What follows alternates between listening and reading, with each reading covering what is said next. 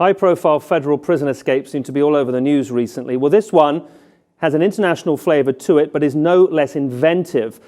A Vietnamese woman who was running an international drug ring was on death row in a Vietnamese prison. She has managed to escape execution by getting herself impregnated whilst in prison. Under Vietnamese law, inmates or prisoners who are pregnant or who are going to have a child less than 36 months old are not eligible to be executed.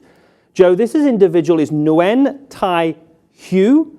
She's 42 years old. She paid a 27-year-old co-inmate for his sperm. She then managed to inseminate herself with his sperm whilst in prison. She got pregnant on the second try. He left 2 deposits for her. The first one didn't take, the second one did. She then successfully got pregnant, and as a result, she's no longer eligible. She's off death row. I do have a few questions here. First of all, very smart lady. She's running one of the biggest drug trafficking channels in China, with China. So obviously very entrepreneurial. She knew the rules. She knows that if she gets herself pregnant, she can't be executed.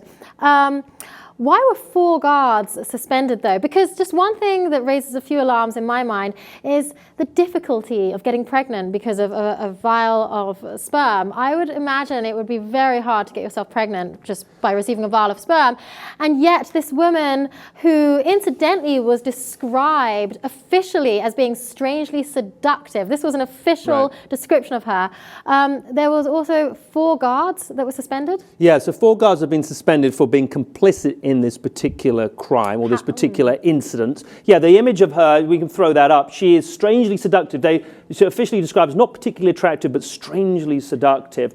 4 prison guards have been suspended, reportedly because they looked the other way. This was, as I said, they're not implicated in the insemination directly themselves. So there's no suggestion that they had sex, or that's the official report, is there's no suggestion they had sex with her. Apparently it came from this other individual who left, as I said, 2 semen deposits in plastic bags. You're right, it does seem a little bit, not far-fetched, but one wonders how the semen would have survived for this period of time. It must have been a very short period of time. He left the semen in a plastic bag somewhere. She then went to that location, found the plastic bag, recovered it, inseminated herself, and as I said, on the second go around, is pregnant. She's going to be she's due in April of next due in April. Wow. Well, they call her the Rose of Fire. She's obviously the Red Rose of Fire. That's right. Red Rose of Fire. She's obviously a very powerful businesswoman, very entrepreneurial spirit. She had this great idea.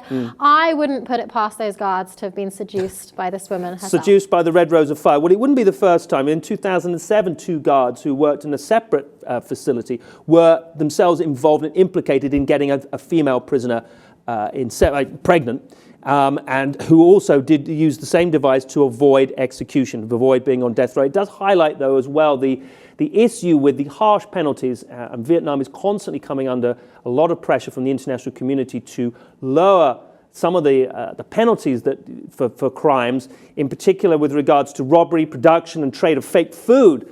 They will, from July of this year, they will no longer be eligible for the death penalty. But there's a number of crimes, drug trafficking being another one, where in this country and in a lot of other countries in the Western Europe, it would be questionable whether, or it just wouldn't be the case, that they would be eligible for the death penalty. Harsh sentences for sure, but not the death penalty. And it does highlight the extent to which the Vietnamese prison system seems somewhat draconian, somewhat aggressive in pursuing certain crimes. International pressure prevailing on some of those crimes. And in this instance, this woman, the Red Rose of Fire, as Joe says, cunningly avoiding the death penalty by getting pregnant.